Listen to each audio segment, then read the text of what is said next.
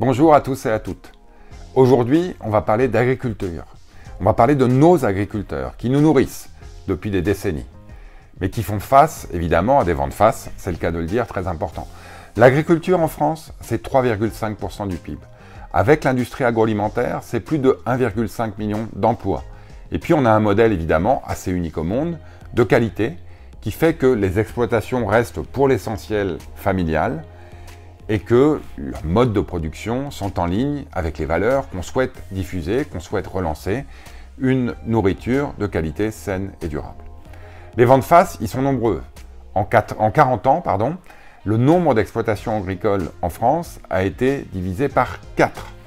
Les exportations agroalimentaires en France sont encore excédentaires, de peu, grâce aux vins et spiritueux, mais les exportations agroalimentaires en France, c'est 60 milliards d'euros, c'est très important. Et donc on a mis en place beaucoup de mesures depuis maintenant 3 ans pour soutenir nos agriculteurs et assurer que la nourriture qu'on a dans nos assiettes soit de qualité. Il y en a tellement que j'ai pris des notes, je vais vous les présenter rapidement. D'abord, évidemment une lutte contre les agressions, les intrusions dont les agriculteurs se plaignaient. Donc on a mis en place une cellule de lutte contre l'agribashing, une cellule qu'on appelle la cellule Déméter, qui permet de suivre, de contrôler, de sanctionner les intrusions non attendues dans les exploitations françaises. On a aussi mis en place des mesures pour améliorer une meilleure rémunération de nos agriculteurs. C'est la loi Egalim qu'on a votée il y a près de 3 ans en hémicycle. Elle avait été examinée dans le cadre de la Commission des affaires économiques. Cette loi vise à mieux rémunérer les agriculteurs.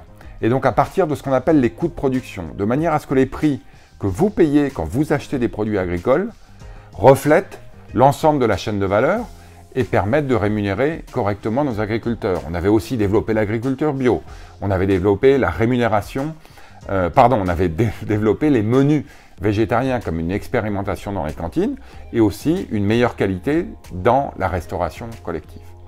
On a travaillé sur l'étiquetage des produits alimentaires. Il y avait encore trop de produits, le miel par exemple, qui était présenté comme étant issu de l'Union européenne et pour l'essentiel, ayant en fait été fabriqués ailleurs, ou en tout cas issus de produits venant d'ailleurs. Et donc ça, une proposition de loi sur l'étiquetage alimentaire a permis de corriger ça. On a aussi travaillé sur les accords de libre-échange, le CETA, le Mercosur. On a amélioré le CETA par rapport à celui qui avait été accepté avant qu'on arrive. On l'a voté en hémicycle, très bien, on l'a ce qu'on appelle ratifié. Le CETA permet d'améliorer la balance commerciale de la France et de l'Union européenne vis-à-vis du Canada. On a exporté beaucoup de produits au Canada, mais on préserve les secteurs agricoles qui étaient inquiets de ce CETA, notamment le secteur bovin.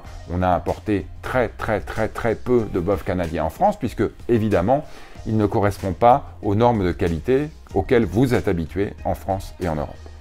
On a aussi refusé de ratifier le Mercosur, parce qu'on considère qu'en Amérique latine, il y a des pays, notamment le Brésil, qui, à la fois pour des raisons environnementales et des raisons agriculturelles, ne correspondent pas aux standards de qualité qu'on est en droit d'attendre en France.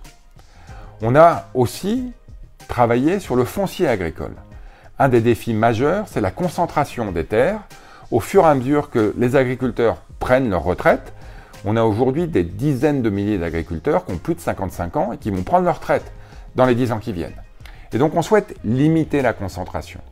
On a un critère qui, par région, sera entre 1 et 3 fois la surface agricole utile moyenne, c'est-à-dire la surface moyenne des fermes, des exploitations agricoles, de manière à limiter la croissance des fermes. On veut éviter les fermes-usines à la nord-américaine, que je connais bien, ou à la brésilienne, qui déshumanisent la production agricole et qui dégradent la qualité des produits que vous avez dans vos assiettes.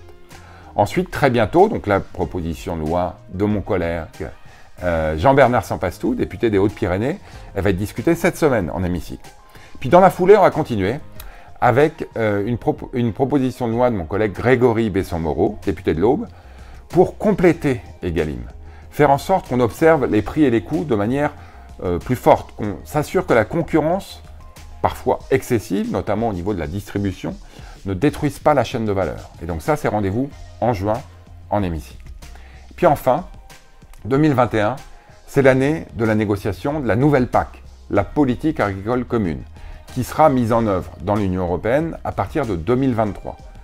D'abord, Julien de Normandie, la France, s'est assuré, donc notre ministre de l'Agriculture et plus généralement la France, s'est assuré qu'au niveau européen, on préserve le budget de la PAC. Malgré la sortie du Royaume-Uni, malgré le Brexit, on a préservé l'ensemble du budget.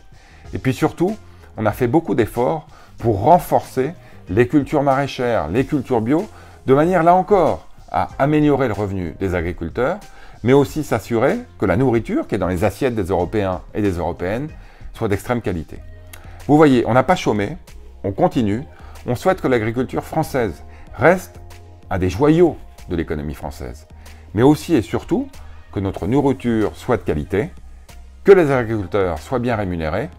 On continue, je compte sur vous parce qu'évidemment les consommateurs ont aussi un rôle à jouer, en n'hésitant pas parfois à payer peut-être un peu plus cher, parce que la qualité, ça a un prix, et que derrière ce prix, ce sont les revenus des agriculteurs qui sont au rendez-vous.